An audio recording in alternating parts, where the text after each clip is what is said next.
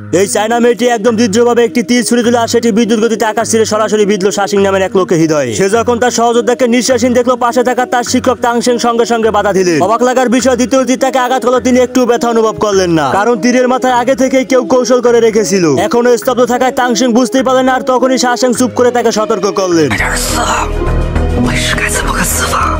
শিক্ষক অভিনয় পুরোপুরি ব্যর্থ হচ্ছেন দেখে শাসিং গোপনে শক্তি আহরণ করে চারিপাশে শত পাথরগুলো নিজের দিকে টেনে নিলেন। আরেকটি পাথর বিশাল শক্তিতে ঘুরে গেল তাংশেং এর দিকে আর তাকে আঘাত করলো। তাৎক্ষণিকভাবে এই কৌশলে সবাইকে প্রতারণা করা সম্ভব হলো। তখনই সুবোধ নামের লোকটি হোঁচট খেয়ে অভিনয় করতে শুরু করলেন। প্রত্যাশার মতোই আকাশযান তীর পুনরায় আঘাত করলো সুবোধের শরীরে একটি শক্তিশালী তীর ছুঁড়ে মারলো, আর সঙ্গে সঙ্গে তিনি অভিনয় করে জানালেন যে তার প্রাণটা পিছু ছাড়ছে। এখন অব্দি অচল হয়ে পড়া সুবোধ ছিলেন অভিনয় করার জন্য মাঠে একজন অভিনেতা, কিন্তু সার্জিৎ দেখলেন এদের অভিনয় মোটেও মানানসই নয়, তাই তিনি নিজেকে একজন অভিনেতা কৌশল মাস্টার হিসেবে দৃঢ় ইচ্ছা জানালেন। সার্জিৎ দেখায় কিভাবে একজন সেরা অভিনেতা অভিনয় করে, কিন্তু তখনই প্রতিপক্ষ একটি সুপার পাওয়ার আরবের তীর নিয়ে হাজির হলেন। সেই তীরের মাথা ঝলমল করছিল, আরবের তীর ছুটে আসতে সার্জিৎ সঙ্গে সঙ্গে তা আটকালেন, কারণ যদি সেটি 20 বইয়ের উপর আঘাত হতো তাহলে সত্যি বিপদে পড়তেন তিনি। আর যাই হোক না কেন অবশেষে সার্জিৎ শেষ রক্ষা করা সম্ভব হলো না।